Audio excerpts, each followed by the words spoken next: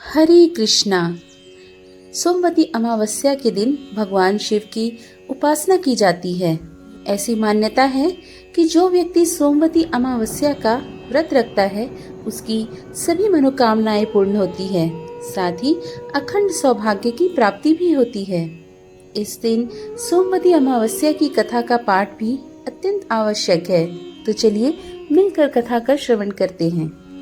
एक गरीब ब्राह्मण का परिवार था। उस परिवार में पति पत्नी के अलावा एक पुत्री भी थी। वह पुत्री धीरे धीरे बड़ी होने लगी। उस पुत्री में समय और बढ़ती उम्र के सभी स्त्रियोचित गुण का विकास हो रहा था। वह लड़की सुंदर, संस्कारवान एवं गुणवान थी, किंतु गरीब होने के कारण उसका विवाह नहीं हो पा रहा था। एक दिन उस ब्राह्मण के घर एक साधु महाराज पहुँचे। वो उस कन्या की सेवा भाव से अत्यंत प्रसन्न हुए। कन्या को लंबी आयु का आशीर्वाद देते हुए साधु ने कहा, इस कन्या की हथेली में विवाह योग्य रेखा नहीं है। तब ब्राह्मण दंपति ने साधु से उपाय पूछा कि कन्या ऐसा क्या करे कि उसके हाथ में विवाह योग बन जाए।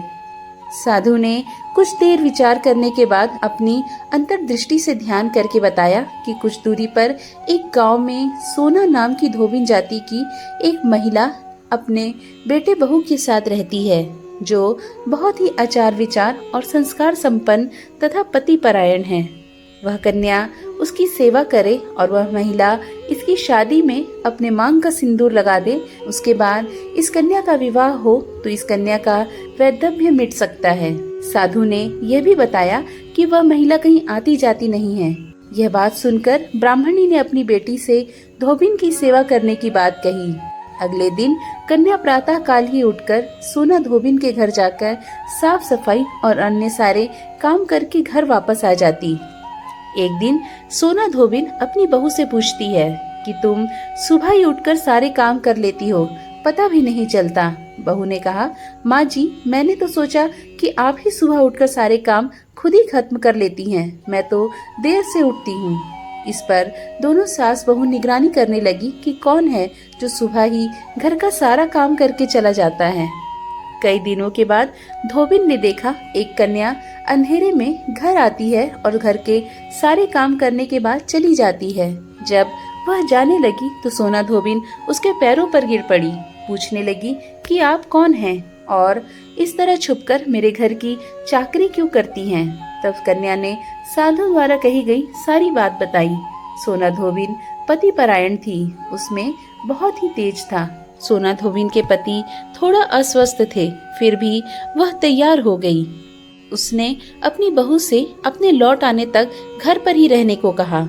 सोना धोबिन ने जैसे ही अपने मांग का सिंदूर उस कन्या की मांग में लगाया, उसका पति मर गया। उसे इस बात का पता चल गया।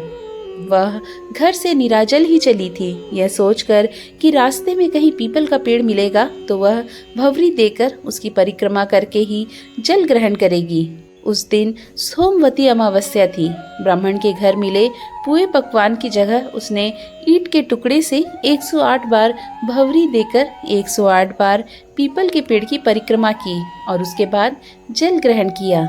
ऐसा करते ही पति के मुर्दा शरीर में वापस जान आ गई। धोबिन के पति वापस जीवित हो उठे।